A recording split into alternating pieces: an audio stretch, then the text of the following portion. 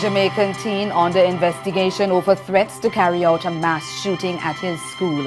That's our top story in Caribbean Newsline for Tuesday, February 20. From the CMC News Center in Bridgetown, I'm Nicole Best. Good evening. With the tragedy of yet another school shooting in the United States still fresh, police in Jamaica have acted quickly on a threat by a 17-year-old high school student to carry out a similar action at his institution of learning. On Monday, detectives from the Counterterrorism and Organization Crime (CTOC) questioned the student of Wolmer's Boys School who sent a voice message to a teacher threatening to carry out a shooting. The teen's parents, along with 2 other students, were also questioned, and the Education Ministry says it's assisting police in conducting a psychological assessment of the boy at the center of the investigation. TVJ's Herman Green has more. The 10 minutes and 35-second voice note was circulated on social media Monday morning. In it, a teenager who identifies himself as a student of the Wolmer's Boys School threatened to carry out a mass killing. He lists societal behavior and being ostracized by friends as his motivation. The voice note caught the attention of head of CTOC, Assistant Commissioner of Police Fitz Bailey. We had actually deployed personnel, operational persons to the particular school just in case a decision was taken and I was dispatched as the head of CTOC.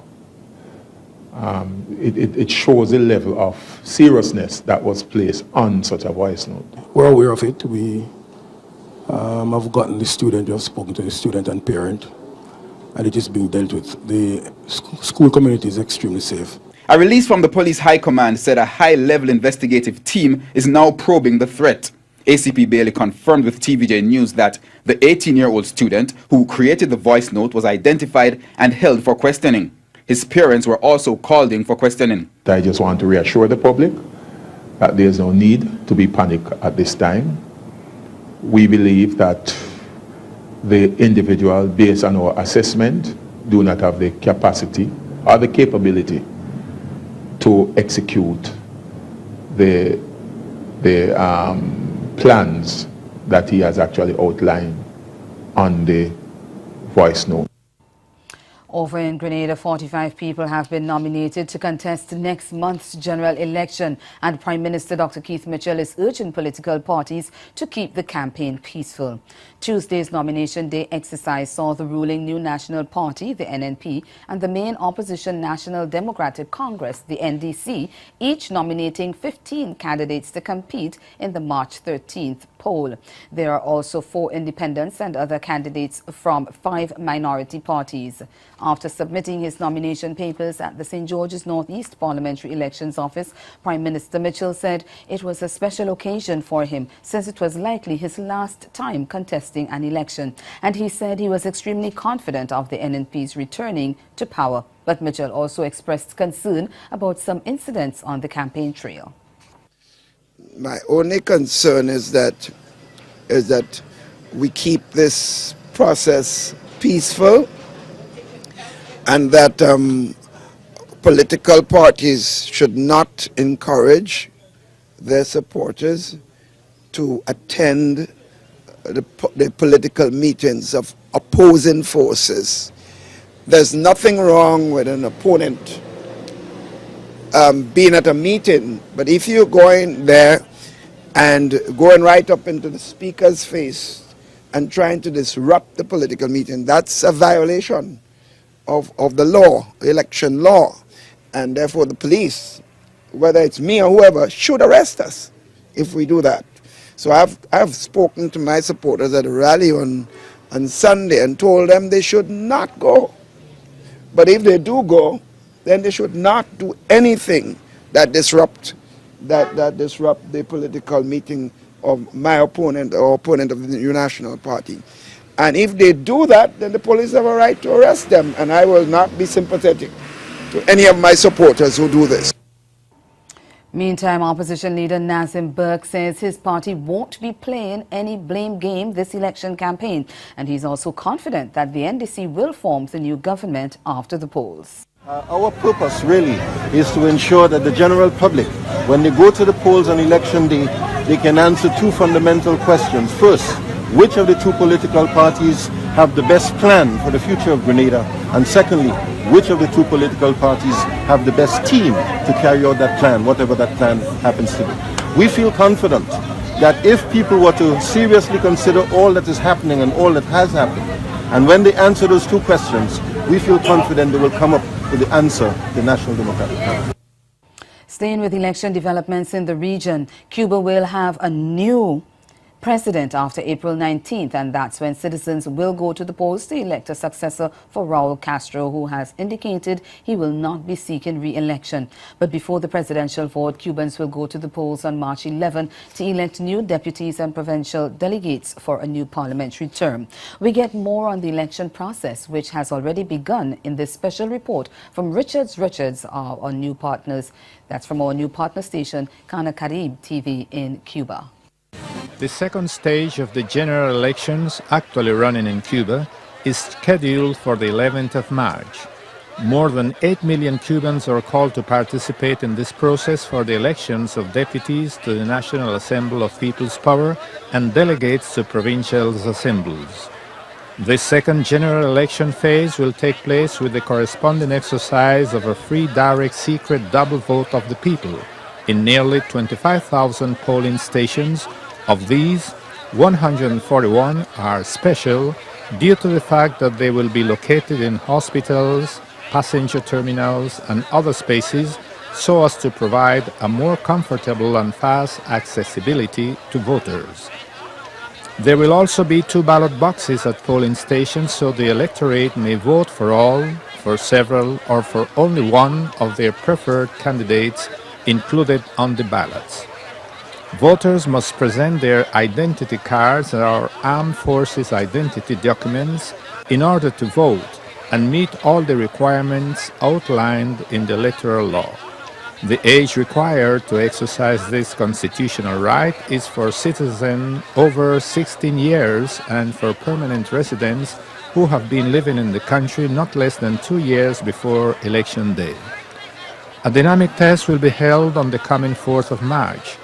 This exercise aims to activate and test the system in place so as to ensure trouble-free elections and in which the media and the electoral mechanisms and structures are put into practice to avoid any setback.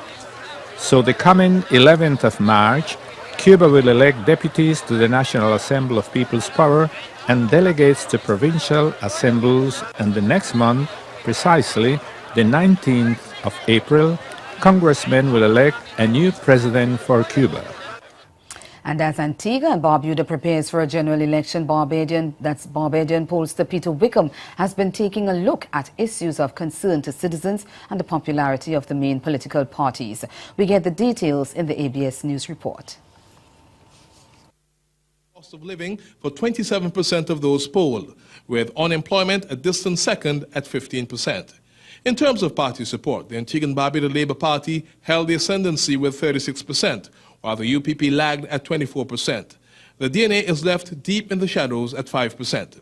In Caribbean politics, the issue of leadership weighs heavily on the minds of voters, and this is where pollster Peter Wickham believes that the UPP and its leader, Harold Lovell, may find its most difficult struggle. If he had more time, I would have said that the opportunity for him to lend fences with the DNA would be the logical route, because to me that's where he's hemorrhaging support.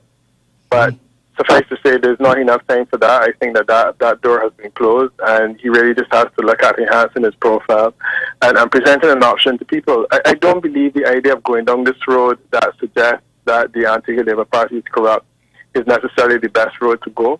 I think that one of the things he has to do is to present an option that appears more attractive, development and ideas and things of that nature. According to Wickham, Lovell may just have to come to terms with the fact, especially if a general election is called this year, that it wasn't the right time.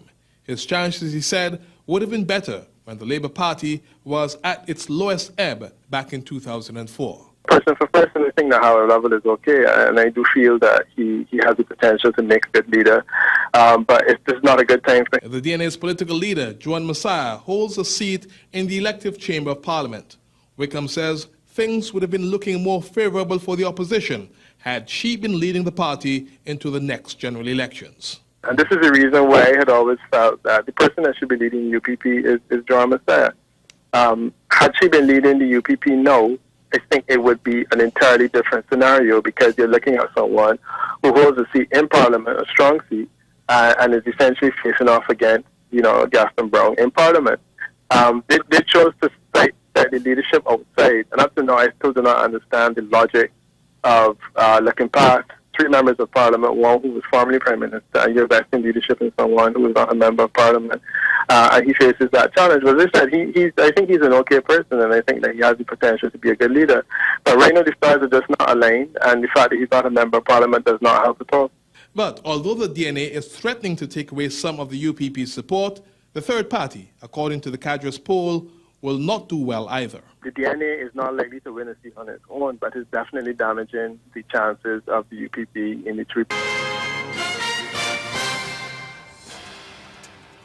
All is not well within the Jamaica Confederation of Trade Unions, the JCTU, following its decision last week to sign a 4-year wage deal with the government. The University and Allied Workers Union, the AUWU, has withdrawn from the Confederation. Representatives of that union walked out of an emergency meeting held on Monday to discuss concerns that the signing of the agreement was premature and not in the best interest of public sector workers. Under the deal, the workers will get a 5% increase in the first year, a 2% in the second year, 4% in the third year, and a 5% increase in the fourth year of the contract. But the University and Allied Workers Union isn't happy about the deal, and other members of the JCTU have also complained that the wage offer is not adequate to cushion workers from the effects of inflation. But JCTU President Helen Davis White has dismissed claims that the Confederation ignored its members' concerns when it signed the wage agreement with government. Jamaica's opposition leader, Dr. Peter Phillips, has signaled he will take the proposed National Identification System, NIDS, to the Constitutional Court for it to be struck down. Phillips had been dropping hints of a potential legal challenge to the law, which was piloted through the lower house by Prime Minister Andrew Holness. But it was at a PNP meeting that he made clear the next step intended to stop the government in its track. We get more in this TVJ News report. The National Identification Registration Act was passed last November with objections from various groups, including the parliamentary opposition. Just last week, the government indicated during the throne speech that it is moving ahead with developing the National Identification and Registration Authority regulations to accompany the act. But for the PNP, the matter is far from over. We plan to go to court over the National Identification Bill because we're not leaving it so. With issues like crime still a big talking point for the opposition, Dr. Phillips says he wants to have dialogue with the government. We in the People's National Party are calling for the Vale Royal talks to take place quickly and urgently, and to begin with the discussion of crime and the fixing of the criminal justice system. Because since them not here, we want to talk with them directly, earnestly. In relation to the appointment of the Chief Justice, Dr. Phillips argues that the Prime Minister still needs to correct his error in appointing Justice Brian Sykes to act in the post. We hear the cabinet issue a statement. We hear somebody from the press leak it said Friday gone and we have signing. But the one thing we have not heard from the Prime Minister is a clear statement that he's going to correct his mistake. Because his one man can make it simple, you know. Issue a statement that says, as soon as the constitutional arrangements can be completed, I will confirm the appointment of the Chief Justice. Solve everything. Nobody don't have to leak nothing. Nobody don't have to report what you're going to say. You can just say it yourself, but what happened? Here's tough. In Trinidad and Tobago, the president of the police Social and Welfare Association Michael Seals says any citizen who participated in the near riot that took place in East Port of Spain on Monday should be jailed. Fiery protests occurred on the outskirts of the city after residents claimed a wanted man was gunned down in cold blood by police.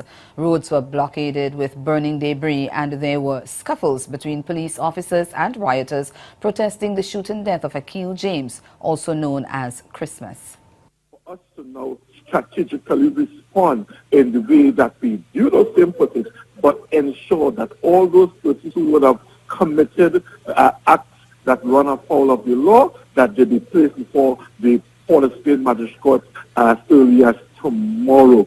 That would send a message once and for all that this cannot be tolerated and they should never think about doing